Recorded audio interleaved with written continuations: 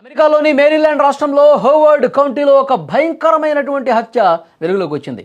తన మాజీ ప్రియుడి చేతిలో నిఖిత గొడిశాల అనే యువతి కత్తిపోట్లకు గురై ప్రాణాలు కోల్పోయింది. ఈ కథలో నిందితుడు అర్జున్ శర్మ ఆడిన నాటకం పోలీసులను సైతం విస్మయానికి గురిచేసింది. జనవరి 2వ తేదీన అర్జున్ స్వయంగా పోలీసులకు ఫోన్ చేసి తన మాజీ ప్రియురాలు నిఖిత డిసెంబర్ 31 నుంచి కనిపించడం లేదని మిస్సింగ్ రిపోర్ట్ ఇచ్చాడు. ఆమెను చివరిసారిగా తన అపార్ట్మెంట్లో చూశానని నమ్మబలికాడు. అయితే పోలీసులకు ఫిర్యాదు చేసిన రోజే అర్జున్ శర్మ అత్యంత తెలివిగా అమెరికా నుంచి భారతదేశానికి విమానంలో పారిపోయాడు. అనుమానం వచ్చిన పోలీసులు జనవరి 3న కొలంబియాలోని అర్జున్ అపార్ట్మెంట్ను సోదా చేయగా అక్కడ నిఖిత మృతదేహం రక్తపు మడుగులో పడి ఉంది. ఆమె శరీరంపై అనేక కత్తిపోట్లు ఉన్నట్టుగా పోలీసులు గుర్తించారు. నిఖితను డిసెంబర్ 31వ తేదీ రాత్రి 7 గంటల సమయంలో హత్య చేసి ఉంటాడని పోలీసులు ప్రాథమికంగా నిర్ధారించారు. నిందితుడిపై ఫస్ట్ డిగ్రీ మరియు సెకండ్ డిగ్రీ మర్డర్ కేసులు నమోదు చేసి అరెస్ట్ వారెంట్ కూడా జారీ చేశారు. ప్రస్తుతం అర్జున్ శర్మ భారత్లో ఉన్నాడని గుర్తించిన అమెరికా పోలీసులు అతన్ని పట్టుకోవడానికి United states federal law enforcement ఏజెన్సీలు సాయం కోరుతా ఉన్నాయి. దానికి సంబంధించిన పూర్తి వివరాలు సేకరిస్తూ ఉన్నారు. హత్యకు గురైన నిఖితది హైదరాబాద్లోని సికింద్రాబాద్గా భావిస్తూ ఉన్నారు.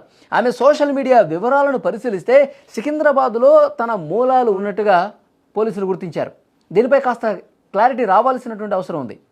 ఏదేమైనా ప్రేమించి పెళ్లి చేసుకుంటాడనుకున్నటువంటి వ్యక్తే ఇంతటి దారుణానికి ఒడిగట్టడం స్థానిక ప్రవాస భారతీయులను కూడా తీవ్ర దిగ్భ్రాంతికి గురి చేసినటువంటి పరిస్థితి. ఎంత తెలివిగా ఈ దుర్మార్గానికి పాల్పడ్డాడు చూడండి. నిఖిత గొడిశాల్ని చంపేసి డిసెంబర్ 31వ తారీఖు రాత్రి 7 గంటలకే చంపేసి ఆ తర్వాత తనే వెళ్ళి పోలీసులకి next day new year celebrations అయిపోయిన తర్వాత నెక్స్ట్ డే వెళ్ళి పోలీసులకి అక్కడ కంప్లైంట్ ఇచ్చాడు.